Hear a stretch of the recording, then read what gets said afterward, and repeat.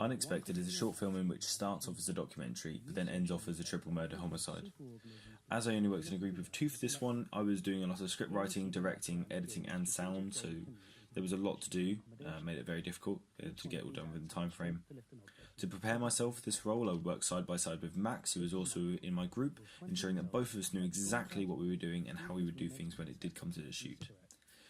We'd also work on research together, such as in the script we'd use interesting sounding words and we'd use facts that we collected out of articles and documentaries to make the whole thing a bit more appealing.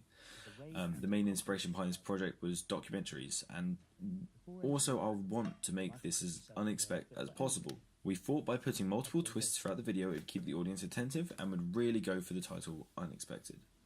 From the shoot of Unexpected, I learned how to use a macro lens, and I also learned that I need to time plan a lot more, giving the crew and actors as much notice as possible before the shoot. Overall, I thought the shoot went quite well. We didn't have any camera issues, the location was easily accessible, and we had great weather all throughout. Although there were a few difficulties like actors not being available, having the kit store not lease us the tripods or the lighting, and that all of the ants we wanted to record for the documentary part all just decided to disappear on the day of shooting, meaning we got very few shots of ants that we wanted. The next time I make a film, I must ensure to get all the actors together at an earlier stage, and that I detail my risk assessments to ensure that there's no kit store issues, and I would also like to make a bigger group. Just being in a group of 2 has made it so much more harder to get done within the time scale. In Unexpected, we used audio language to grab audience's attention. I found that having dramatic documentary style music over the top would really help with the attentiveness of anyone that was watching. But not only that, it would also add a low-lying dark style of comedy to the piece. During the shoot, I don't believe there was any health and safety issues that we come across. The only time that could have been an issue was when the knife was out being used as a prop. But to ensure health and safety on set during this time, there was only one person that was allowed to be near the knife, and when off set, it was always kept within the knife block and never out on the side. The Promise was a short film following a Russian boy throughout his period of grief after his mother's death.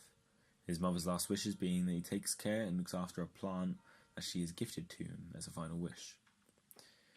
During the shoot, I was the lighting technician, the sound technician, and I was also the editor for this piece, so there's a few fair bits to do.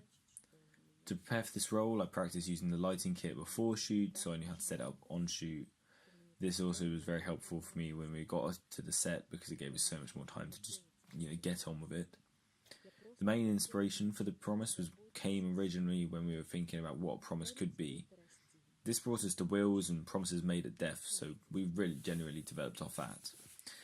We wanted to make an emotional film for this project, something that could really grip the audience in and make them care for the character. From this short, I learned a lot of things about lighting scenes, which I will now definitely take off to use in other shoots as well.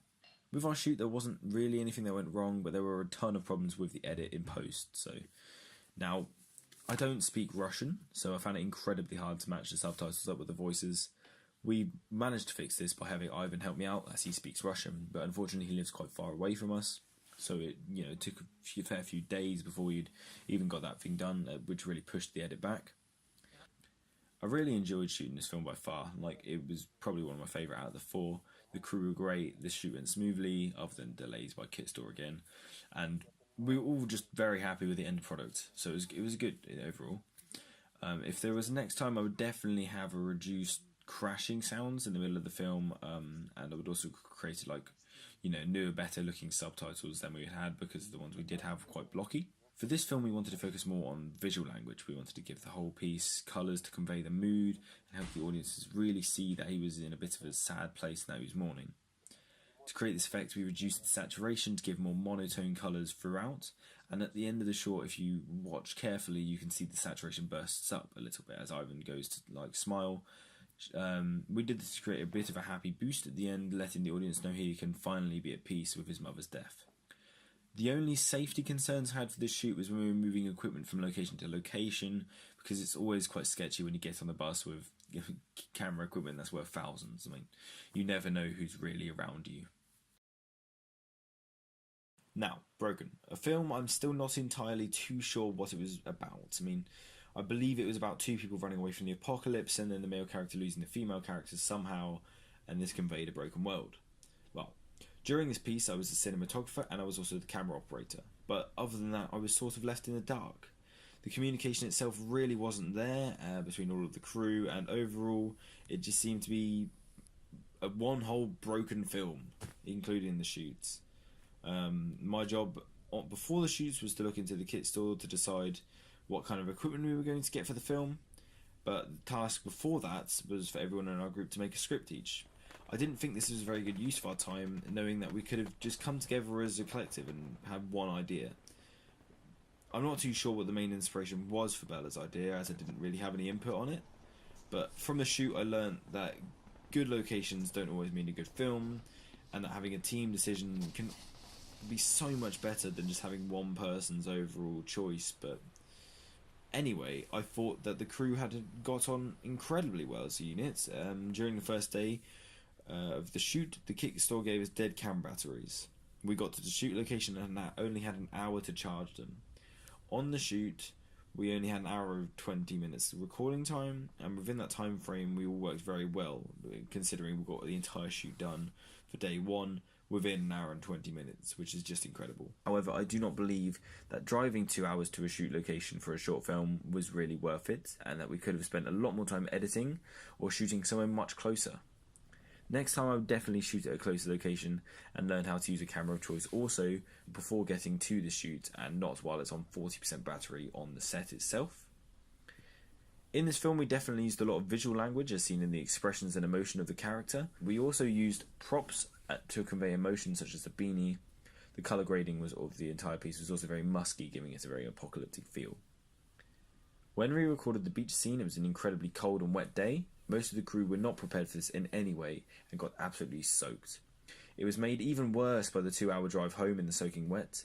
Although we did have blankets on shoot to ensure no one got ill, it could have been a massive health hazard. Inverted is a short film following 3 students as they talk about what they should do for their new given brief.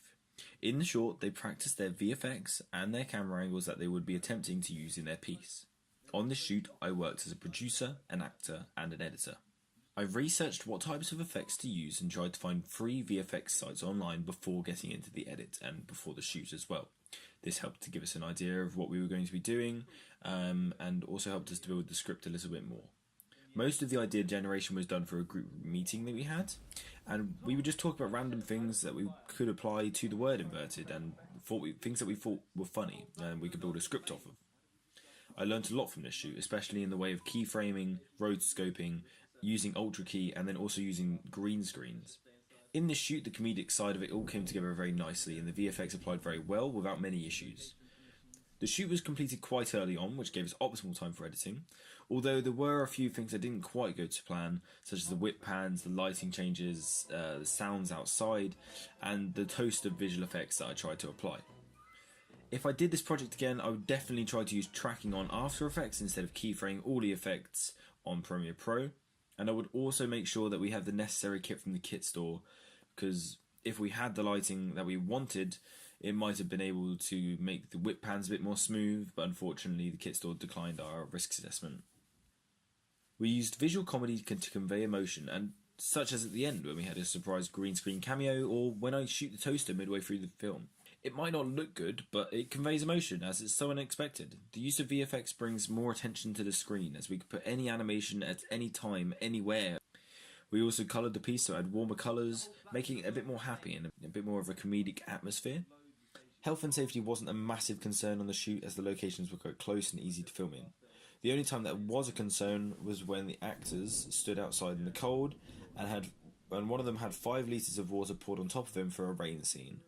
We made sure to have a towel ready after the shot was complete so that he wouldn't freeze and we can go back inside quickly with no issues.